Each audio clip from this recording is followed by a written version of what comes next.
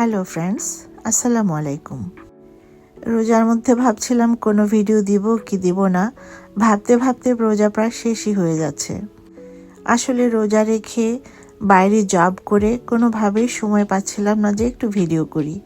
আবার এদিকে মনটাও মানছিল না, অনেক দিন কোনো ভিডিও দেওয়া হয়নি, কারোর সঙ্গে কোনো যোগাযোগ হয়নি। তো কেমন আছেন আপনারা? সব ভালো আছেন তো? আমরাও আছি ভালোই ইনশাল্লাহ। তো কি ভিডিও দেব ভাবতে ভাবতে পরে মনে হলো যে একটা লাচ্ছি বানানোর ভিডিও দিই। আমি জানি আপনারা সবাই লাচ্ছি বানাতে পারেন, তবে যারা পারেন না তাদের জন্য একটু কিছুটা হলেও উপকারে আসবে। আমরা সবাই রোজা রেখে সন্ধ্যার সময় যখন ইফতারি করি তখন শুধু ভাজা পোড়াটাই বেশি খাই, ছোলা আর পেঁয়াজও ছাড়া তো চলেই না। আমরা জানি এটা শরীরের জন্য কতটা ক্ষতিকর, তারপরও আমরা কখনোই সেটা ছাড়তে পারবো না।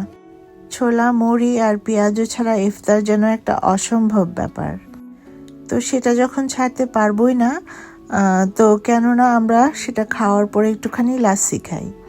লাচ্ছিটা খেলে এমন হবে যে গুনাহ করে পরে সওয়াব করার মতো কিছুটা কাজ হবে, শরীরটাকে সেরকম একটা ট্রিটমেন্ট দেওয়া।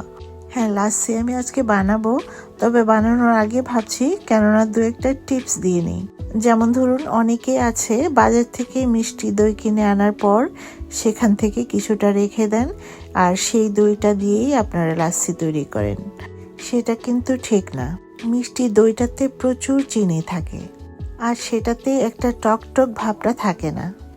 তার চেয়ে বরং লাচ্ছি বানানোর জন্য বাজার থেকে টক দই নিয়ে আসবেন। টক দইটাতে একটা উপকারী ব্যাকটেরিয়া থাকে, আমি না, ডাক্তাররা বলে সেটা আমাদের পেটের জন্য খুবই ভালো। আর দইটা দামের দিক থেকেও কম দামে পেয়ে যাবেন, কিংবা ঘরেও বানিয়ে নিতে পারেন। আর আরেকটা কথা যেটা হলো, অনেকেই লাচ্ছি বানাতে দইয়ের সঙ্গে পানি ইউজ করেন, সেটা করবেন না। পানি না দিয়ে এটাতে ফুল ক্রিম গরুর দুধ মেশাবেন। আপনারা তো সবাই জানেন দুধের উপকারিতা কী। আর রোজা রেখে সারাদিন পর আপনার কিন্তু খুবই প্রোটিনের প্রয়োজন পড়ে, সেই প্রোটিনের অভাবটা পূরণ হয়ে যাবে। আর শুধুমাত্র দই আর দুধ দিয়ে লাচ্ছি না বানিয়ে সেখানে যদি একটা ফ্রুটস অ্যাড করেন তাহলে কিন্তু আরও অনেক ভালো হয়। ফ্রুটসের মধ্যে আমি ম্যাঙ্গো আর ব্যানানাটাকেই বেশি প্রাধান্য দেব। একটা আম কিংবা কলা যদি মেশান তাহলে কিন্তু চিনির পরিমাণটা একেবারে অল্প লাগবে, আর প্রোটিনের সঙ্গে ফাইবারটাও যোগ হয়ে গেল, অনেক ভালো হয় না? তাহলে ফ্রুটসের পরিমাণটা একটু অল্প দিলেও চলবে। আমি এখানে 2 সার্ভিংয়ের মধ্যে একটা ম্যাঙ্গো দিয়েছি, তা না হলে শুধু ম্যাঙ্গো টেস্ট মনে হবে। আপনারা চাইলে কলাও দিতে পারেন, কিন্তু কলাটা দিয়ে আমি দেখেছি কিছুক্ষণ রাখলে পরে সেটা একটু কালচে হয়ে যায়, কিন্তু আমটা দিলে সেটা আর কালচে হয় না। আমার কাছে এই ম্যাঙ্গো শেক বা ম্যাঙ্গো লাচ্ছিটাই বেশি ভালো লাগে, তবে হ্যাঁ, ফ্রুট ছাড়াও লাচ্ছি ভালো লাগে। আমি এখানে 2 কাপ লিকুইড দুধ, 1 কাপ ম্যাঙ্গো, 1 কাপ টক দই আর কিছুটা চিনি নিয়েছি। চিনিটা অবশ্যই যার যার স্বাদ মতো দেবেন, যত কম দেওয়া যায় ততই ভালো। সবগুলো ইনগ্রিডিয়েন্টসকে একটা কাচের জারের মধ্যে নিয়ে এটাকে ব্লেন্ডার দিয়ে ভালো করে মিক্স করে নিয়েছি।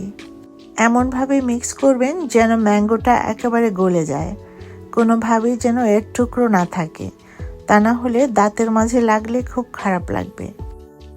এই ছিল আমার আজকের ভিডিও, আশা করি ভালো লেগেছে। আর হ্যাঁ, সবার জন্য রইল আমার আগাম ঈদের শুভেচ্ছা। সবাই ভালো থাকুন, সুস্থ থাকুন।